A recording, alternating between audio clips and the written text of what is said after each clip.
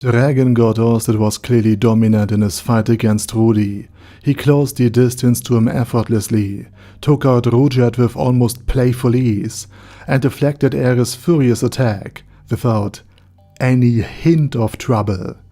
And yet Rudy, already badly injured, barely able to breathe, and suffering from several severe internal wounds, still managed to cause Orsted enormous problems. So much so that Orsted had to use mana to summon the Worm Gate in order to redirect one of Rudy's spells, a mana-charged fireball, into literally another dimension. That raises the question, why did that happen? Because let's be honest, Orsted generally doesn't want to fight unless he's certain the person in front of him is a follower of Hitogami. Even in battle, Orsted preferred to do the absolute minimum and not to waste mana unnecessarily. So why didn't he just use Disturb Magic to cancel the fireball? Why did he need to summon the Worm Gates? Well, Rudy had already proven himself to be a powerful caster, and his stone projectile had actually injured Orsted, and calling it a stone projectile is an understatement, even in panic. Even when he was unable to breathe, and without his staff at hand.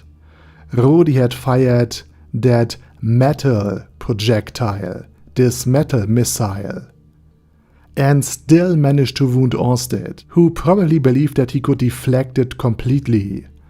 And this is significant because Orsted possesses a very special battle aura that is far more effective and consumes far less mana than normal mana armor does.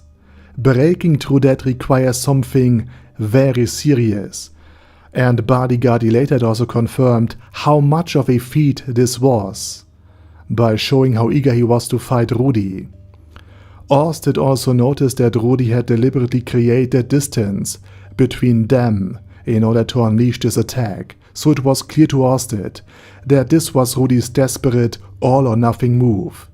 That Rudy was pouring all of his remaining strength into this spell, and Disturb Magic for reasons that will become a topic again in Season 3 might not even have worked here, at least in Orsted's mind.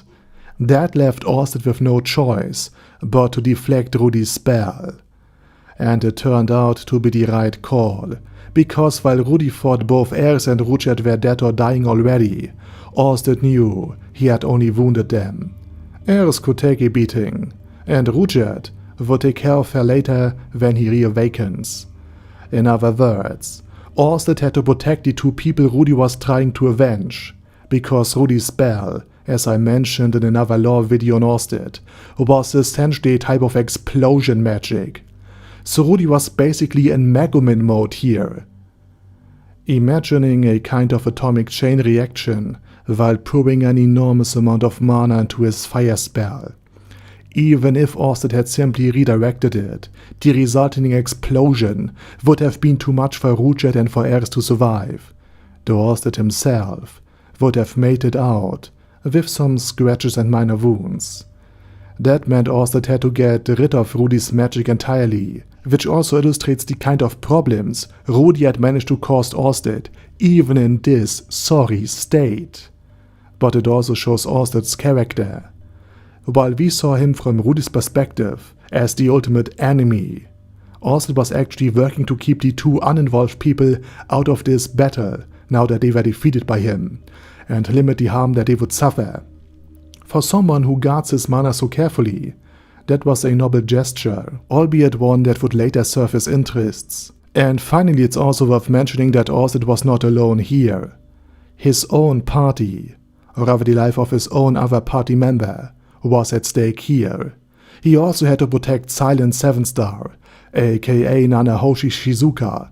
That meant Orsted had no choice but to shield Nanahoshi and contain the fight, because her protective rings would have not been enough to let her survive Rudy's magic. In short, while Orsted appeared dominant from our own perspective, he was actually cornered to the point that he had to pull out an important trump card to protect bystanders and people that he thought would be of some use to him eventually, all while Rudy fought with the desperation of someone who had nothing left to lose. And with that said, now it's your turn. What's your opinion on Orsted and the surprising fact that he had to dig deep into his bag of tricks to stop Rudy's magic? Let me know it down in the comment section.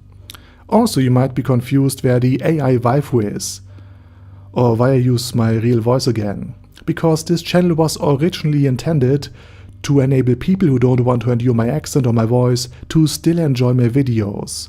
But YouTube is now clamping down on AI slop, so I will use this channel to talk about other anime that are not necessarily Overlord related. And if you want to know some more things about Overlord, I have an entire channel mostly dedicated to the series.